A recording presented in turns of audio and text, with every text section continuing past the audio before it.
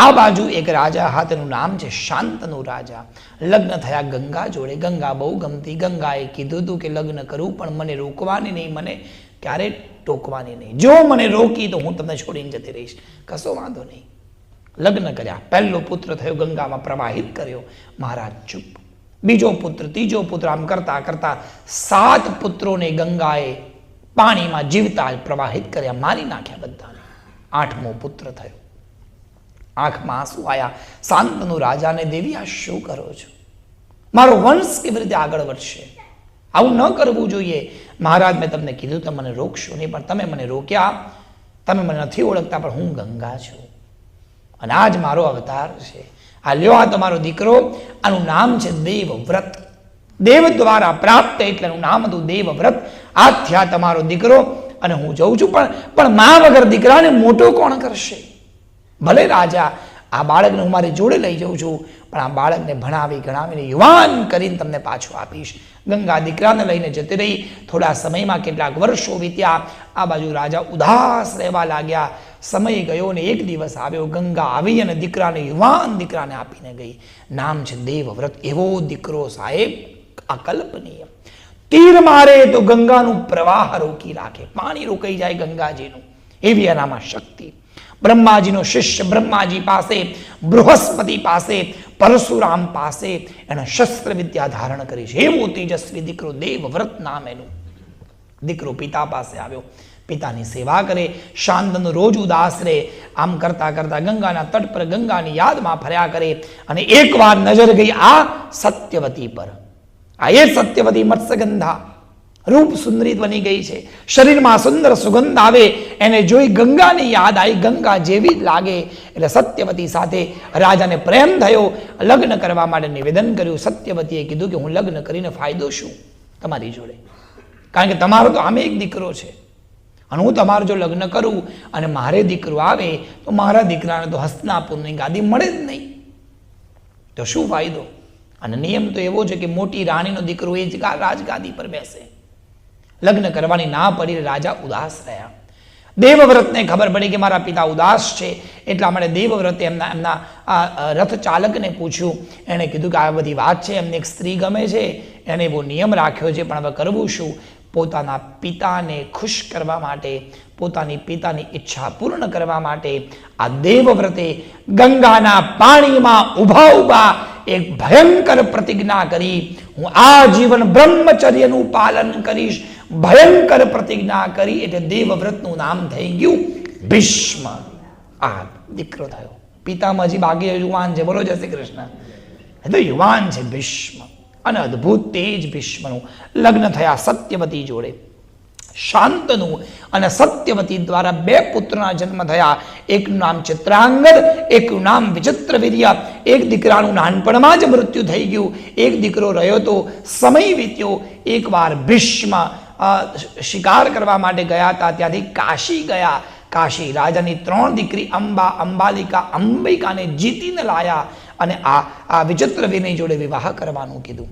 અંબિકાએ ના પાડીએ ત્યાંથી જતી રહી અને કાલાંતરમાં પછી શિખંડી બનીને આવે છે. એ અલગ કથા છે. આ બાજુ 2 કન્યાના લગ્ન થયા વિચિત્રવીર્ય જોડે. પણ ભાગ્યનું કરવું એવું, વિચિત્રવીર્યને સંતાન આવે એની પહેલા વિચિત્રવીર્ય પણ મૃત્યુને પામ્યા. હવે રાજગાદી પર બેસનાર કોઈ નથી. ભીષ્મએ ના પાડી છે. રાણી 2 સંતાન નહીં, કરવું શું? એ વખતે ભાભી ધર્મ ચાલતો. વંશને આગળ વધારવા માટે જેઠ અથવા દિયર દ્વારા પુત્રને પેદા કરવાની એક પરંપરા હતી.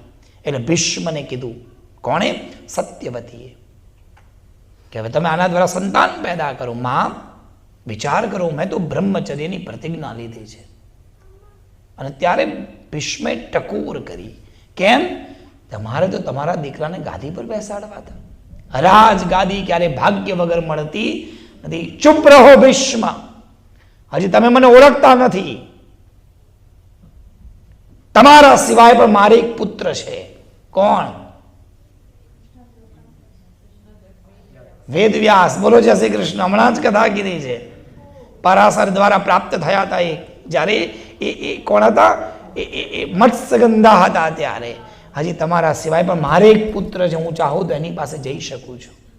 અને ત્યારે ભીષ્મ કહે છે સ્ત્રિયાશ્ચરિત્રમ પુરુષસ્ય ભાગ્યમ દેવો ન જાનાતી કુતો મનુષ્ય. વાહ વાહ વાહ, જાઓ ગયા વેદવ્યાસ પાસે. વેદવ્યાસ તું મારો પુત્ર છે, મારી આજ્ઞાનું પાલન કર. આ બે કન્યાઓ છે વિચિત્ર વીરની બે પત્ની, એના દ્વારા તારે સંતાન આપવાનું છે. માની આજ્ઞા તારે ના નથી પાડવાની. અને વેદવ્યાસજીએ કીધું જેવા મારા પિતામાં ગુણ હતા એવા ગુણ મારામાં પણ છે. મારા પિતાજીએ આંખોના તેજ દ્વારા મને ઉત્પન્ન કર્યો છે, એ વિદ્યા મારી પાસે પણ છે. હું શરીર સંબંધ નહીં કરું, સંભોગ દ્વારા નહીં, પણ દૃષ્ટિ દ્વારા એને ગર્ભવતી કરી દઈશ. એક કામ કરો, આવતીકાલે સવારે બંનેને કહેજો વસ્ત્ર પહેર્યા વગર મારી સામે આવે, હું સંધ્યામાં બેસી આંખ ખોલીશ, બંનેને ગર્ભવતી કરીશ. સવાર પડી બંનેને કીધું વસ્ત્ર કાઢીને જવાનું છે. પણ બંનેને મનમાં શંકા, કંઈ ગડબડ થશે તો. સાથે એક દાસીને લઈને ગયા. દાસીના એ વાળમાં તલવાર મૂકી દીધી. કંઈ જો ગડબડ થાય તો તમારે તલવાર ચલાવવાની વેદવ્યાસ પર. પણ એમને ક્યાં ખબર છે કે આવું છે. 3 જણા ઉભા રહ્યા વસ્ત્ર વગર. એક ને શરમ આવતી હતી એટલે આખા શરીર પર એને ચંદન લગાડી દીધું. એકને શરમ આવી એટલે એને આંખો બંધ કરી દીધી. પણ જે દાસી હતી એને તો ખબર હતી, અરે આ તો નારાયણનો અવતાર સ્વયં વેદવ્યાસ છે. શુદ્ધ ભાવથી પવિત્ર ભાવથી ઉભા રહ્યા. વેદવ્યાસે આંખો ખોલી, ત્રણેયની ઉપર નજર પડી. નજર પડતા ત્રણેય ગર્ભવતી થયા. જેણે શરીર ઉપર ચંદન લગાડ્યું હતું એનો દીકરો પીડિયાના રોગથી પીડિત પાંડુ બન્યા. જેણે આંખો બંધ કરી હતી એનો દીકરો આંખે આંધળો ધૃતરાષ્ટ્ર બન્યા. અને દાસી શુદ્ધ ભાવથી ઊભી હતી એનો દીકરો થયો વિદુર, જે શુદ્ધ અને પરમ પવિત્ર તત્વ લઈને વિદુરનો જન્મ થયો. સમય વધ્યો. કથા સજ્જનો તમને બધાને ખબર છે, એકના 100 થયા અને એકના 5 થયા. પાંડુ રાજાની પત્ની કુંતી બન્યા અને એકની પત્ની બન્યા ગાંધારી. ગાંધારીએ 100ને જણ્યા અને એકે 5ને જન્મ આપ્યો. 5 ધર્મ છે તો 100 અધર્મ છે. એની મોટી કથા. અનેક પ્રકારે આની વચ્ચે આ પરિવારમાં સંઘર્ષ થયો. પાંડવો કૌરવોની વચ્ચે ગાદીને લઈને અનેક વાર સંઘર્ષો થયા અને અંત તો ગત્વા એટલું મોટું અધર્મ કર્યું દુર્યોધને કે પાંડવોને ફસાઈ અને જુગાર રમાડવા માટે બોલાવ્યા. અને એ જુગારમાં દ્રૌપદીના ચીર ખેંચાયા અને ભયંકર અધર્મ કર્યું. ગોવિંદે બચાવી આ દ્રૌપદીને. અંતતો ગત્વા ગોવિંદે સમાધાન કરવા માટે એક પહેલ કરી. કૌરવોને સમજાવવા ગયા, આ બાજુ વનમાં ભટક્યા કરે, 5 ગામ મારા પાંડવોને આપી દો. વનવાસ તો પૂરું કરી ચૂક્યા છે, હવે એમના જીવનમાં કહીને ખાલી 5 ગામ આપી દો. આ કૃષ્ણ દ્વારકાધીશ વચન આપે છે કે મારા પાંડવો ક્યારેય હસ્તિનાપુરની ઉપર આક્રમણ નહીં કરે. પણ દુર્યોધને કીધું કે એક 100 જમીન પર મૂકવું એટલી જમીન પણ જો જોતી હોય તો એમણે યુદ્ધ કરવું પડશે. અને અંત તો ગત્વા મહાભારતના યુદ્ધનો આરંભ થયો. 18 દિવસ સુધી ભયંકર યુદ્ધ લડાયું.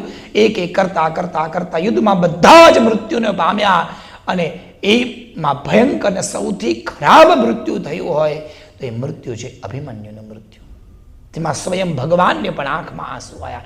એ જ અભિમન્યુની પત્નીનું નામ છે ઉત્તરા. અને પ્રભુની કૃપાએ, ઠાકોરજીની કૃપાથી આ ઉત્તરા એ ગર્ભવતી છે, એના ગર્ભમાં બાળક છે. પાંડવોનું યુદ્ધ પૂર્ણ થયું. પાંડવોનું યુદ્ધ પૂર્ણ થયું અને પાંડવોના યુદ્ધની પૂર્ણાહુતિ થવાની હતી, પણ 2 જણા હજી જીવતા છે. બધા મરી ગયા, 2 જણા જીવે છે. એક દુર્યોધન અને એક ભીષ્મ પિતામહ. આ 2 હજી જીવે છે. આ 2 મરે નહીં ત્યાં સુધી યુદ્ધનો વિજય જાહેર ના થાય. હશે એમ કરી આ બાજુ અશ્વત્થામાં દોડતા દોડતા દોડતા જાય છે. બધું ખેદાન મેદાન થઈ ગયું, યુદ્ધ બધું પતી ગયું. પાંડવો પોતાના શિબિરમાં આવી ગયા અને ફરતા ફરતા ફરતા ફરતા અશ્વત્થામાં જાય છે. દુર્યોધન પાસે મરેલો દુર્યોધન પડ્યો છે. જાંગ ફાડી નાખી છે ભીમે અને એકદમ અંત સમય પડ્યો. દુર્યોધન મૃત્યુ નજીક નથી આવતું, મૃત્યુ આવતું જ નથી. મરવું છે પણ મોત નથી આવતી. મિત્રનું માથું અશ્વત્થામાએ પોતાના ખોળામાં મૂક્યું. મિત્ર, કેમ મૃત્યુ નથી આવતું? મરતા પહેલા એક ઈચ્છા છે, પૂરી થઈ જાય તો મોત સારી થાય. બોલો શું ઈચ્છા છે? અમારું શાસ્ત્ર કે આખી જિંદગી જે કર્યું હોય એ પણ અંતે યાદ આવે. ધ્યાન રાખજો, ધર્મ કર્યું હશે તો અંતમાં ધર્મ યાદ આવશે, પાપ કર્યું હશે તો અંતમાં પણ પાપ યાદ આવશે. આણે આખી જિંદગી પાપ કર્યા છે.